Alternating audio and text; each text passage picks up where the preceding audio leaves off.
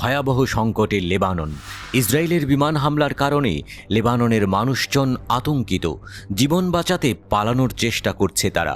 2006 সালে ইসরায়েল হিজবুল্লাহর যুদ্ধের পর লেবাননে সবচেয়ে রক্তক্ষয়ী দিন গেছে সোমবার। একদিনের মধ্যে অন্তত 558 জন নিহত এবং 1800 জনের বেশি আহত হয়েছেন। দক্ষিণ লেবাননের বিভিন্ন গ্রামে বাস করা পরিবারগুলো প্রাণের তাগিদে উত্তর লেবাননের দিকে ছুটছেন।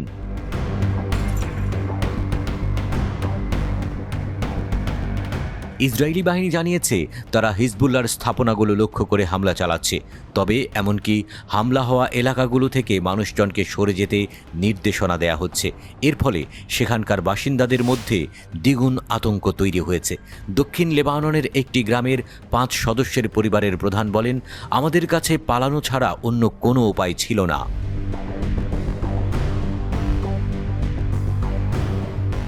বৈরুতের পরিস্থিতি আরও জটিল।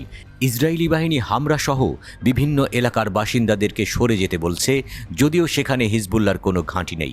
বৈরুতের স্কুলগুলো এখন আশ্রয় কেন্দ্রে পরিণত হচ্ছে। বেকা উপত্যকা থেকে পালিয়ে আসা মানুষদের জন্য বিভিন্ন স্কুলে আশ্রয়ের ব্যবস্থা করা হচ্ছে। এমন পরিস্থিতিতে হাসপাতালগুলোতে আহতদের ভিড় লেগে আছে। চিকিৎসা সেবা সংকটের মুখে পড়ছে।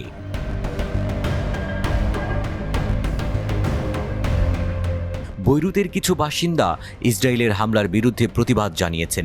একজন স্থানীয় বাসিন্দা বলেন, যদি যুদ্ধ বেঁধে যায় আমাদের সকলকে ঐক্যবদ্ধ হতে হবে, কারণ আমাদের সবার উপর বোমা হামলা হয়েছে।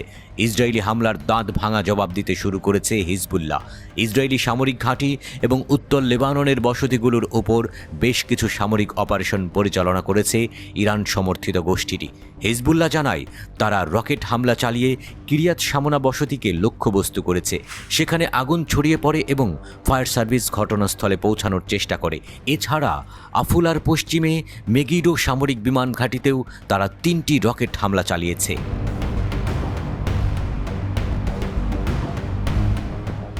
রামাত ডেভিড বিমান ঘাঁটিতে আগুন লাগার খবর এসেছে।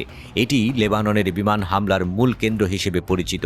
হিজবুল্লাহ দাবি করেছে যে তারা ইসরায়েলি ঘাঁটিগুলোতে কৌশলগতভাবে হামলা চালাচ্ছে। এই ঘাঁটিগুলো ইসরায়েলের পরিবহন ও লজিস্টিক্যাল সাপোর্টের জন্য গুরুত্বপূর্ণ। ইসরায়েলের 200টি ফাদি 1 ও ফাদি 2 রকেট হামলার খবর পাওয়া গেছে। ইসরায়েলি মিডিয়া রিপোর্ট করেছে, হিজবুল্লাহর হামলায় বেশ কয়েকজন বসতি স্থাপনকারী আহত হয়েছেন। Galilee medical centre, Emek medical centre, Rambam হাসপাতালে আহতদের ভর্তি করা হয়েছে।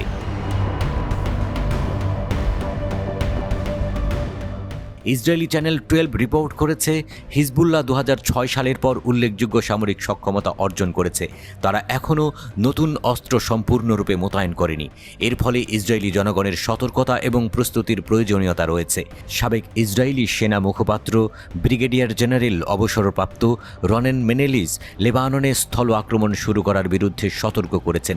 তিনি উল্লেখ করেছেন, হাসান নাসরাল্লাহর নেতৃত্বাধীন হিজবুল্লাহ দ্রুত প্রতিক্রিয়া জানাতে সক্ষম।